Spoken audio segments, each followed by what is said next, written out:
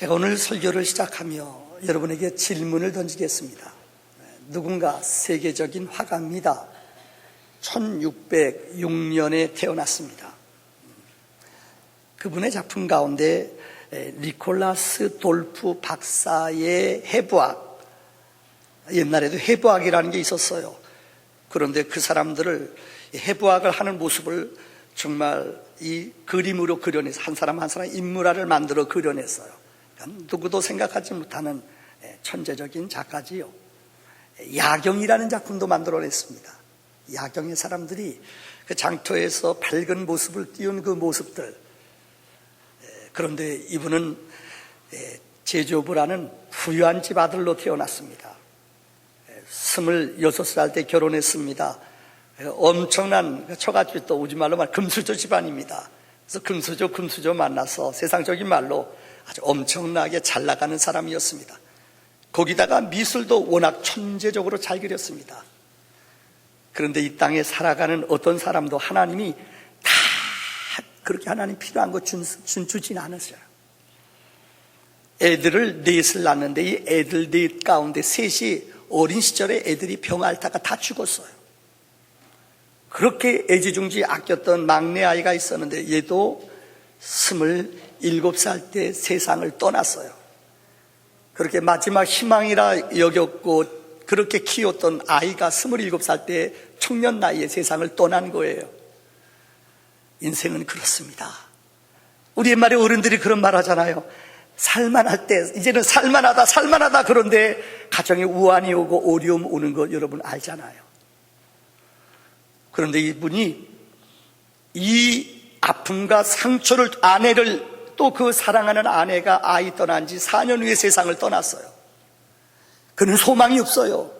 그런데 이때 그가 예수를 만난 거예요. 그래서 그의 작품의 역사가 그 이후로부터 BC와 AD를 나누는 엄청난 변화가 나타났습니다. 네덜란드 화가입니다. 여러분 누굴까요? 렘브란트라는 사람입니다.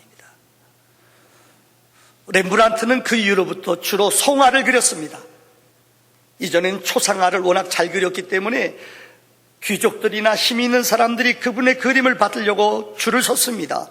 그런데 그가 이런 아픔과 상처를 통해 인생의 의미를 깨닫고 그 고난과 어려움 속에 그는 영적으로 거듭난 다음부터 성화를 그리기 시작했습니다. 주로 십자가를 중심으로 성화를 그렸습니다. 오늘 제가 여러분에게 그분의 그림 2개를 소개하려고 합니다. 첫째는 세계의 십자가입니다. 여기 보면은 예수님 옆에 좌우에 2 강도가 죽었습니다. 수많은 군중들이 있습니다. 여러분 잘 이 그림을 이 가운데 독특한 한 사람이 있습니다. 그 다음 돌아온 탕자, 누가복음 15장에 나오는 돌아온 탕자입니다. 여기 등장인물이 5명입니다. 아버지, 아들. 그 옆에 보면은 2 사람의 손님, 저 벽 뒤에 숨어 있는 사람이 있어요. 이 사람이 누구냐? 렘브란트는 이렇게 말합니다. 자기는 복음을 깨닫고 나서 항상 이 성화 속에 자기를 그렸는데요. 그래서 물어봤어요. 왜 당신이 이 그림의 주인공으로, 왜 당신이 그곳에 엑스트라로 나옵니까? 앞서 말씀드린 그림 속에 예수를 못 받게 할 때에 역시 나도 내 영혼이 그 자리에 있었다는 거예요. 여기에 돌아온 탕자마 그 아들은, 이 렘브란트는 저 뒤에서 구경하고 있는 구경꾼, 내가 돌아온 탕자라는 거예요. 늘 자기를 그려 눈물을 들썽들썽이면서 내가 돌아온 탕자예요. 내가 예수를 십자가에 못 박을 때 있었던 사람이에요. 나는 죄인이에요. 이렇게 믿음이 생기고 나서 그의 그림은 많은 사람에게 감동을 주는 렘브란트의 그림이 되었다는 것입니다. 요즘 우리 교회는 특별히 철로 역정을 설교하고 있습니다. 오늘은 그 9번째 시간입니다. 여러분 서론을 한마디로 요약하자면은 기독도라는 주인공, 크리스찬, 기독도라는 청년이 있습니다. 이 결혼한 사람이 있습니다. 하루는 하나님이 그를 부르십니다. 앞으로 이 세상은 장차 망할 세상이니 장망성을 떠나서 하나님이 지시하시는 약속의 땅 천성을 향하여 나아가라고 하나님의 부름을 받습니다. 그는 세상의 무거운 짐, 너무나 무겁고 힘든 짐을 이고 출발합니다. 아내도 자녀들도 아버지 보고 돌았다고 그래요. 친구들도 어느 누구도 야, 이렇게 살기 좋은 세상, 이렇게 먹기 좋은 세상, 놀기 좋은 세상, 너 왜 혼자 엉뚱한 짓 해? 다 손가락질해. 그러나 기독교는 하나님의 음성을 들었습니다. 그는 주저하지 아니하고 천성을 향해 나아갑니다.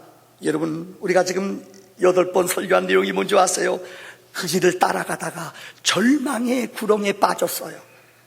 아무리 내가 힘쓰고 애써도 이 절망의 구렁을 빠져나오지 못합니다. 힘쓰고 애써도요. 그때 헬퍼가 성령님이 그를 도와주셔요. 그는 또 열심히 전진해 나갑니다. 세상 사람들이 그를 조롱합니다. 계속 손가락질합니다. 왕따가 됩니다. 그렇게 예수 믿어야 돼. 그렇게 유별나게 예수 믿어야 돼. 그런데 어느 집에 도착했는데 세상 지혜자예요. 세상 지혜자가 그에게 하는 말이에요. 야야야, 예수 믿더라도 선행하고 율법적으로 믿어야 돼. 그의 마음을 합의라는 것, 이런 것들이 그의 마음을 흔들어 놔요. 좀 선행도 하고 도덕적으로도 살고 이렇게 살아야지 돼. 그의 마음이 흔들려요. 그래서 그 길을 따라갔어요. 그 길은 낭패의 길, 죽음의 길이었어요. 이런 어려운 유혹, 이런 어려운 시험을 한 문 통과합니다. 그런데 그렇게 낭망되고 힘들고 지쳐있을 때에 좁은 문이라는 게 나타났다고 그랬어요. 거기를 문을 두드려요. 그랬더니 거기에서 해석자라는 사람이 그를 맞이해줬다고 그랬어요. 해석자가 그동안 지치고 피곤한 그에게 하늘나라의 상급을 보여주셔요. 거기에 초상화가 있는데 거기에는 주님이 앉아 계셔요. 주님은 눈을 하늘을 향하여 하늘빛을 보셔요. 그 뒤에는 세상의 세계 지도가 그려져 있어요. 세상의 소금이요 세상의 빛이라고 말씀하세요. 그리고 그 주님은 거룩한 진리의 입술을 가지고 계셨어요. 여러분, 주님은 이 금으로 된 면류관을 쓰고 계셨어요. 그에게 두루마기를 주며 내가 끝까지 말씀을 붙잡고 저 문을 통과하면은 십자가를 발견할 것이라고 말씀했어요. 거기서 하나님의 위로를, 하나님의 능력을, 하나님의 말씀을 해석자로 인하여 공급을 받습니다. 이제 그는 다시금 제2의 도약, 그 문을 향하여 출발합니다. 오늘은 이 그 다음 설교입니다. 그가 그 문을, 해석자의 문을 떠나 그곳을 향하여 나아가는데 두 개의 큰 벽들이 지어져 있습니다. 그 벽의 이름은 구원의 문입니다. 한번 따라합시다. 구원의 벽. 구원의 벽이에요. 이것은 높아요. 그래서 세상 보지 못, 세상에 유혹받지 않도록 세상과 단절된 높은 벽이에요. 그 벽을, 구원의 벽을 향하여 전진합니다. 그런데 그가 도달했는데 높은 산이 있어요. 이 짐 가지고 높은 산 올라가기에는 너무너무 힘이 들어요. 그런데 이 기독도는 열심히 죽을 힘을 다하여 그 산에 올라갔습니다. 그런데 그 산에 올라갔더니 거기서 깜짝 놀란 일을 발견합니다. 첫째, 십자가에 예수님이 못 박힌 것을 보았어요. 그가 그렇게 힘들고 어렵게 올라간 그곳에는 십자가에 못 박혀 죽으신 예수 그리스도를 보았다는 것입니다. 더 놀라운 것은 그가 예수 그리스도를 보는 순간 그가 가지고 있던 무거운 짐들이 다 떨어져 나가는 거예요. 여러분, 더 놀라운 것은 그가 짐보따리, 죄보따리가 다 떨어져 나갈 때에 그에게 3명의 천사가 나타납니다. 그래서 첫 번째 천사가 그에게, 여러분, 네 죄의 모든 걸 다 사해줬다. 조금 있다 두 번째 천사가 나타나더니 그에게 새 옷을 입혀줘요. 이제 너는 헌옷 입지 말고 이제 새 옷을 입어라. 새 옷을 입혀줬어요.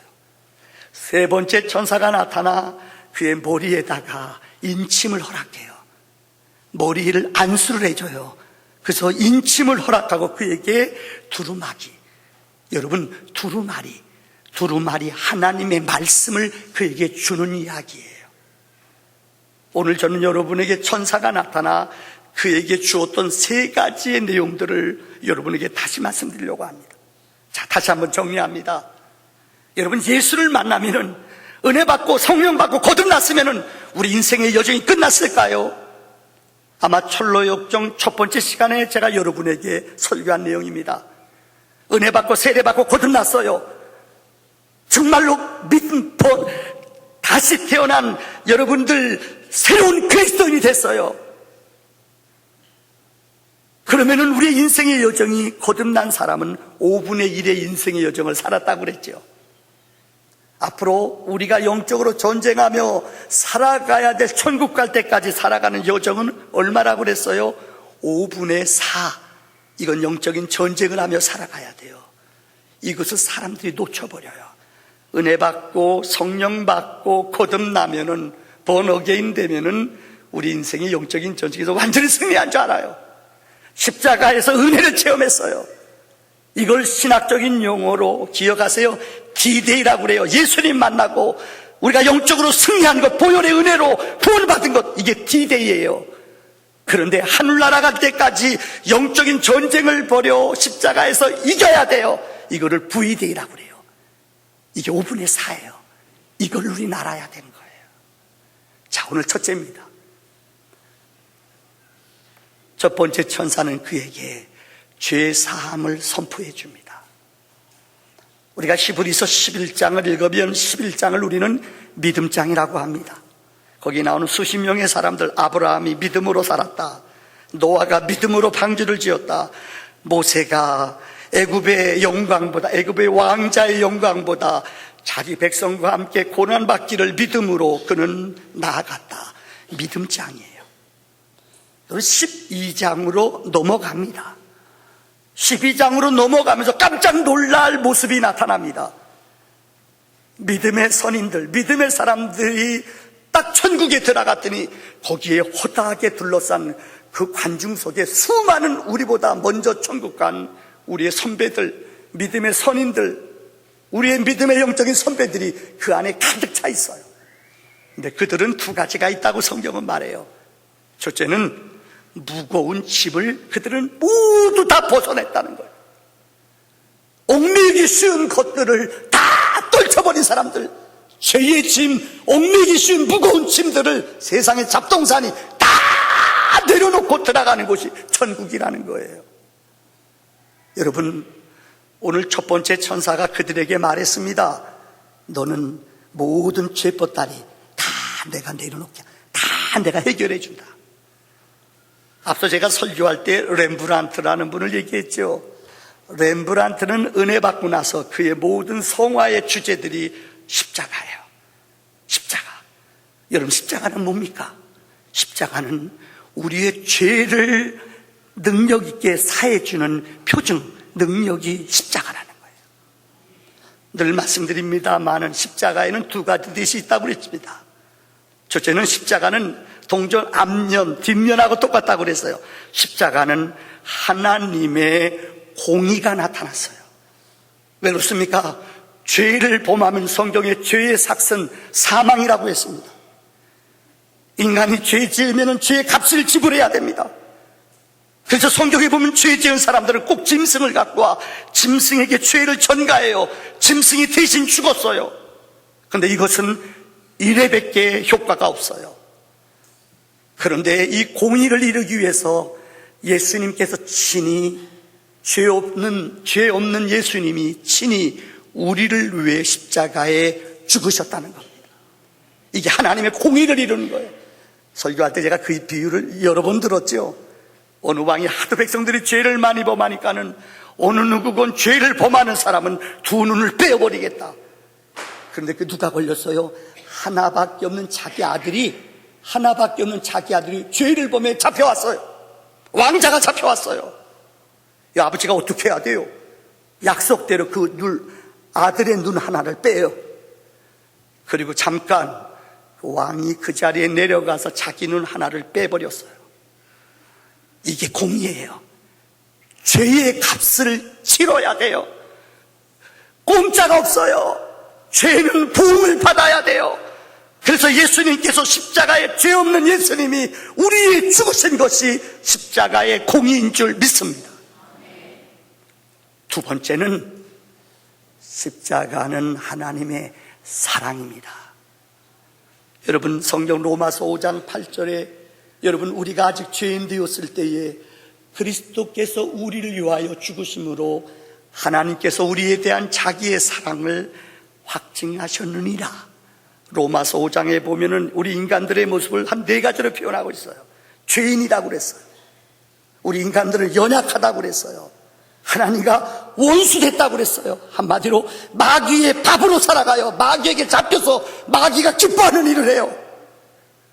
이렇게 영원히 형벌받을 수밖에 없고 원수로 연약함으로 넘어지는 우리들을 위해서 하나님이 그의 사랑을 십자가의 피를 통하여 그의 사랑을 보여주신 줄을 믿습니다. 이게 하나님의 은혜요 능력이라는 것입니다. 세 번째로는 십자가는 화해예요. 십자가를 통해서 하나님과 우리와의 끊어진, 죄 때문에 하나님과 우리와의 관계는 끊어졌어요. 근데 십자가를 통해서 이 끊어진 다리를 하나님이 화해하셨어요. 에베소 2장 16절에 보면은 도 십자가로 이 둘을 한 몸으로 하나님과 화목하게 하려 하심이라. 원수된 것을 십자가로 소멸하시고 원수되었던 것을 십자가로 하나님이 하나 되게 하셨다는 거예요. 갈라디아서 5장 24절에 여러분, 그리스도 예수의 사람들은 육체와 함께 그 정욕과 탐심을 십자가에 못 박았느니라 말씀했습니다. 여러분, 십자가에서는 내 혈기, 내 육체의 소욕, 음란하고 더러운 생각들, 이것들이 온전히 죽어지는 거예요. 예수의 죽음은 내 죄를, 내 탐욕과 더러움을 씻기는, 죽게 하는 능력이 십자가에 있는 줄을 믿습니다. 첫 번째 천사가 나타나서 우리에게 죄의 보따리를 다 벗게 해주셨다는 거예요. 두 번째 천사가 다음에 나타나요. 그래서 우리에게 새 옷을 입혀주셨어요. 특별히 스가랴서 3장 4절의 말씀에 보면은 이 요한 번연이 하나님의 계시를 받았는데요, 이 스가랴서, 얼마나 하나님의 은혜가 충만해서 성경 다음에 세계에서 제일 많이 읽혀지는 책이 요한 번연 책이라고 그랬잖아요.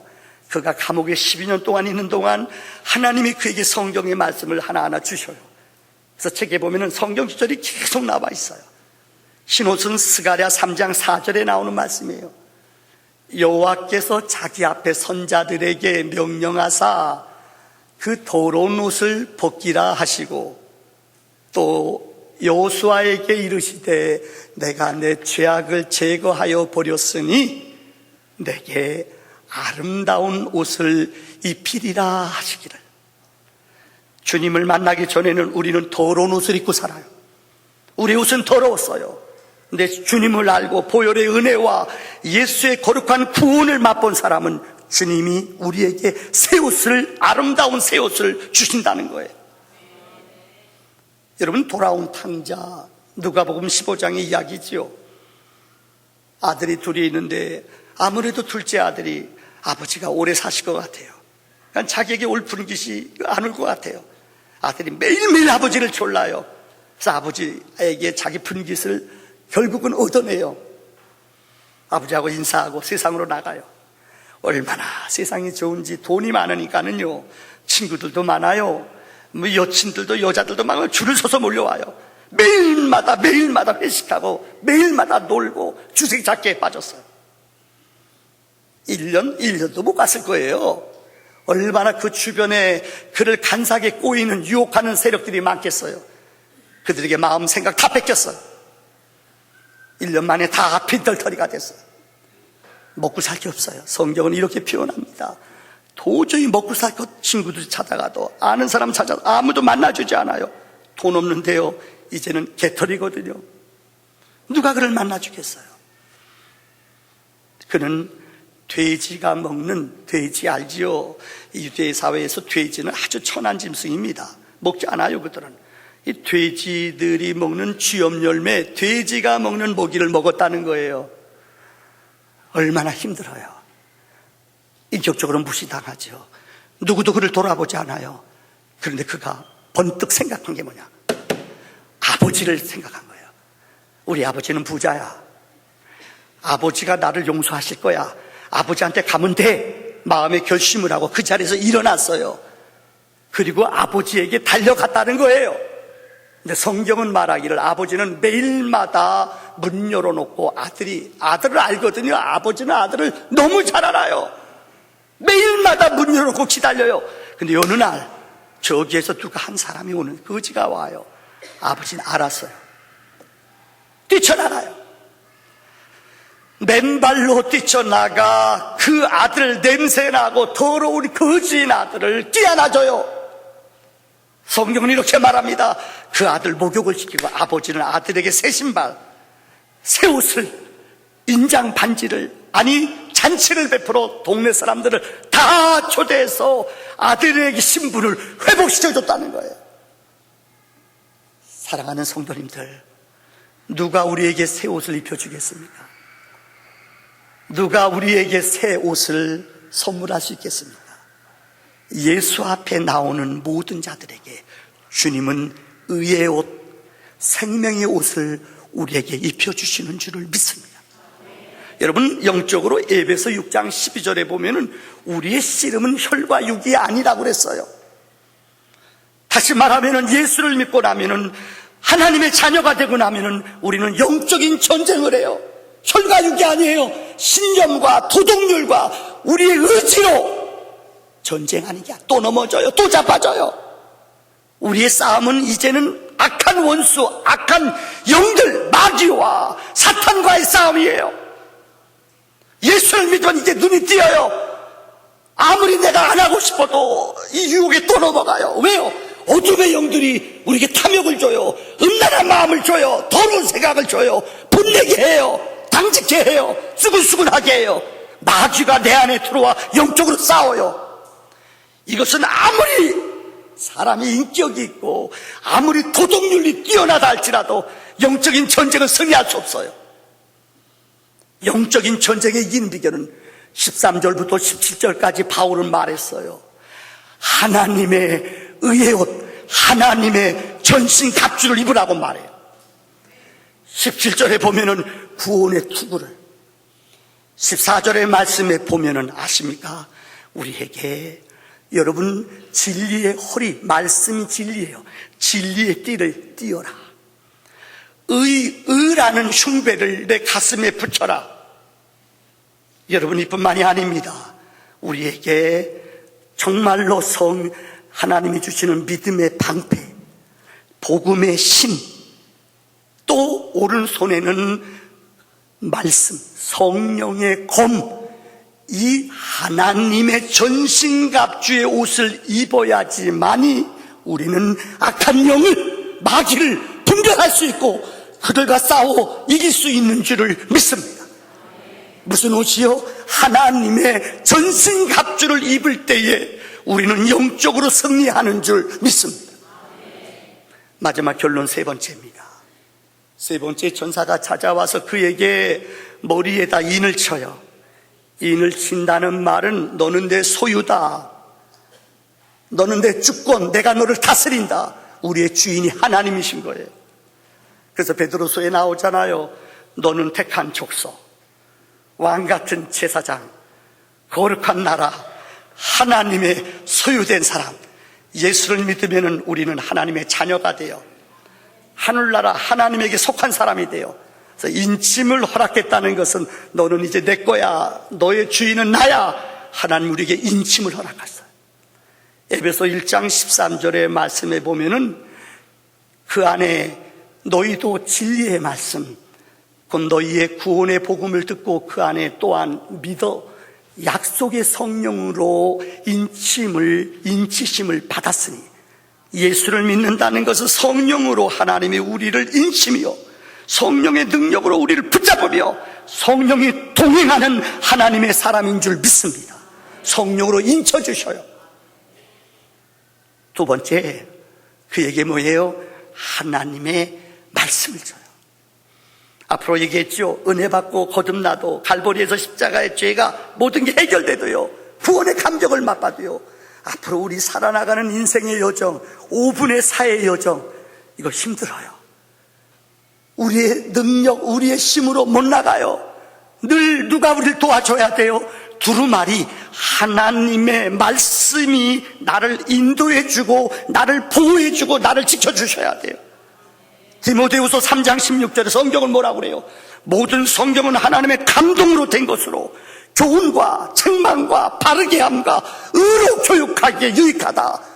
말씀이 내 영혼을 살려요. 말씀이 나의 갈 길을 바로 인도해요. 말씀이 유혹의 자리 가지 아니하도록 나를 날마다 도우세요. 이게 하나님 말씀이에요.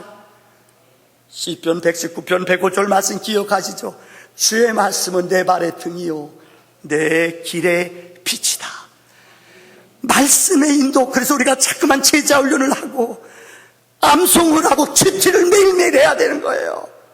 집지를 통하여 매일매일 말씀의 인도, 말씀의 지배, 말씀의 능력 안에 살아갈 때에 내 영혼이 날마다 소생해지는 줄을 믿습니다. 1922년인가요? 1992년도에 미국에서 있었던 이야기를 간증함으로 말씀을 마치겠습니다. 아마 이날이 92년도가 혹시 기억날지 모르겠습니다. 미국의 LA 폭동이 일어났던 새입니다. 참 역사라는 것은 참 아이러니하기도 해요. 원래 로드니 킹이라는 흑인 청년이 사고치고 도망간 거예요. 그래서 백인 차들이 아주 교묘하게 그날은 백인들이 운전하는 경찰차에 걸린 거예요. 끝까지 도망갔어요. 그래서 잡혔어요. 근데 누가 그것을 또 찍었어요. 백인 로드니 킹이라는 그 흑인을 백인 경찰들이랑 사정없이 얼마나 맞았냐, 안면이 마비될 정도로 두드려 맞았어요. 근데 이걸 흑인 누가 사진을 비디오로 찍었어요. 그래서 이걸 띄웠어요. 한번 미국이 전체가 난리가 났어요. 그런데 큰 문제가 된 것은 미국은 배심원 제도거든요. 배심원 제도에서 그 배심원들이 백인들이 많았어요.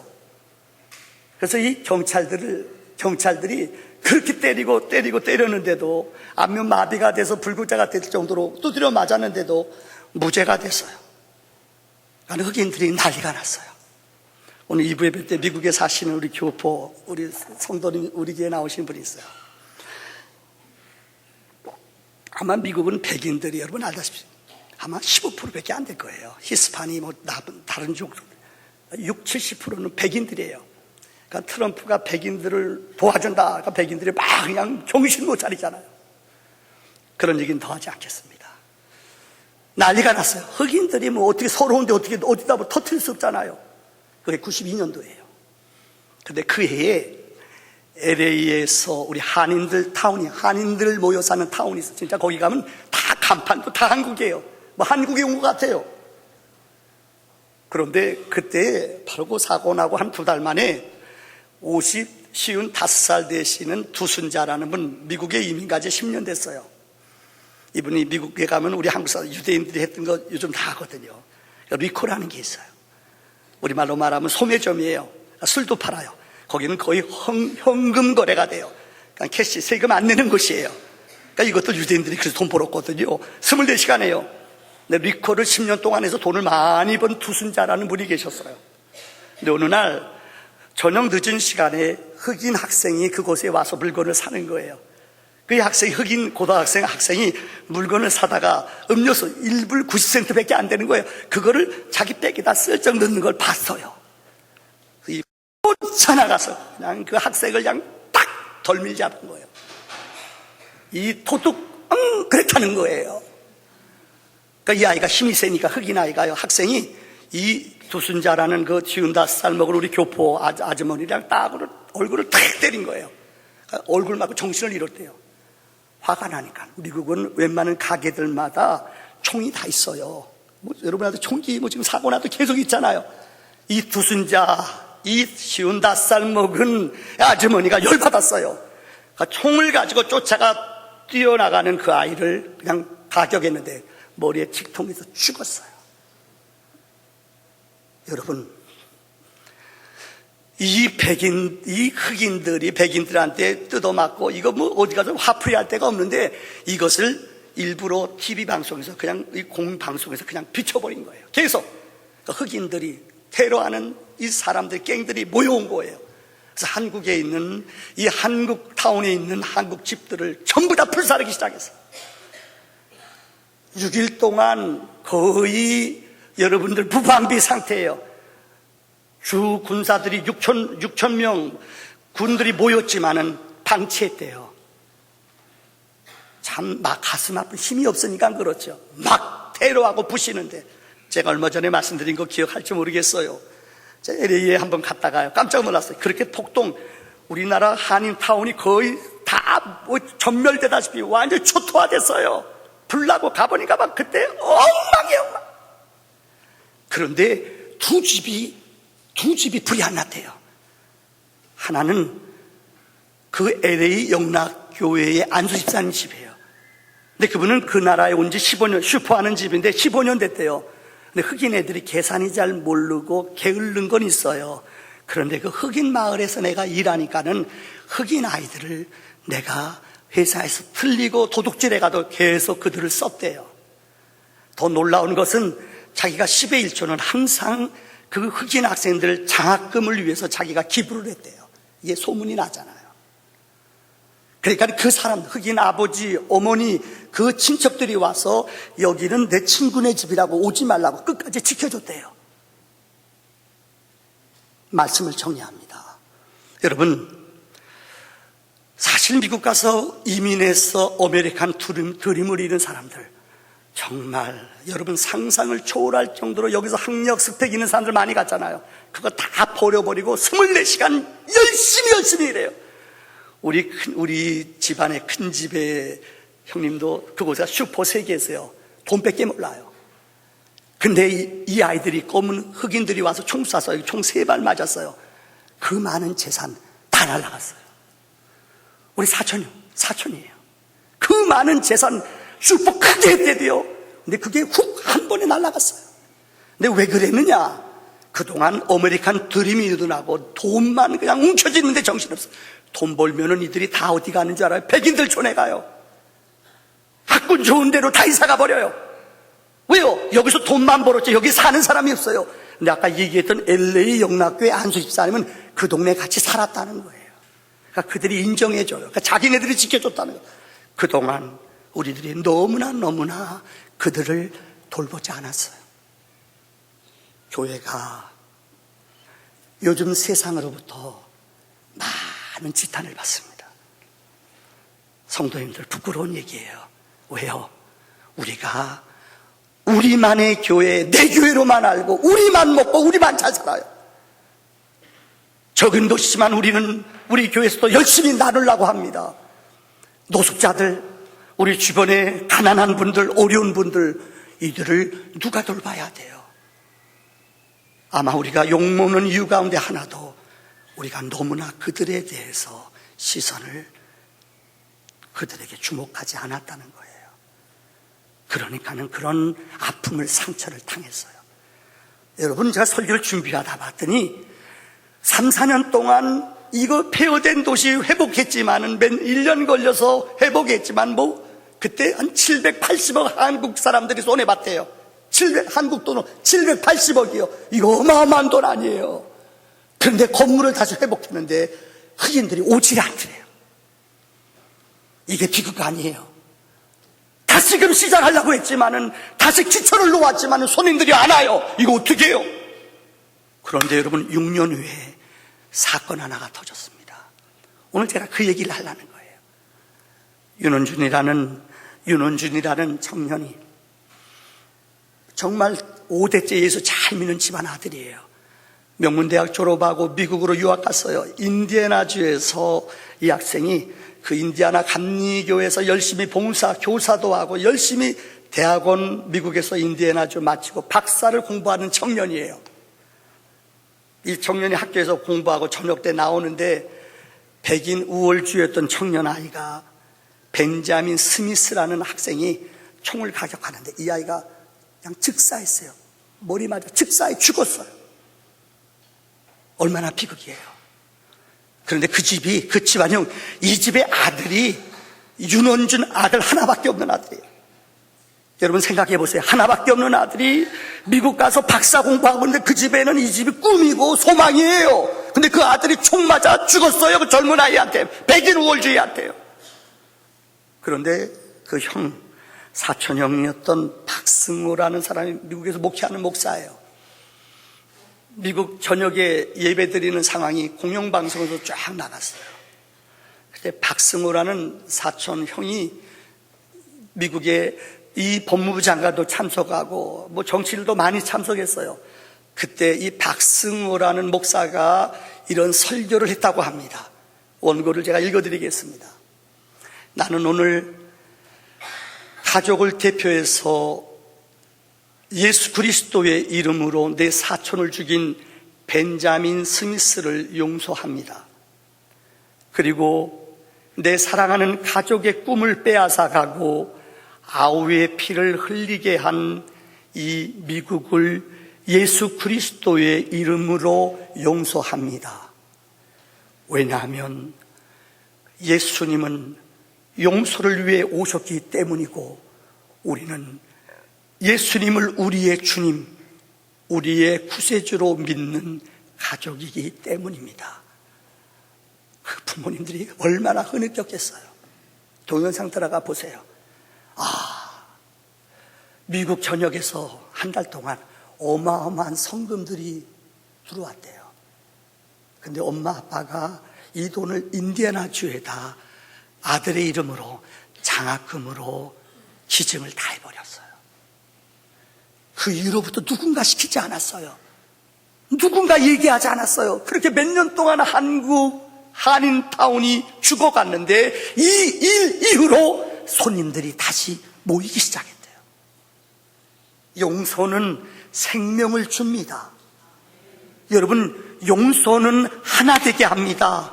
용서는 거룩한 은혜를 문을 여는 기적이 있습니다. 여러분 안에, 십자가 안에 이런 거룩한 화해와 용서가 있어지기를 주의 이름으로 축원합니다. 기도합시다.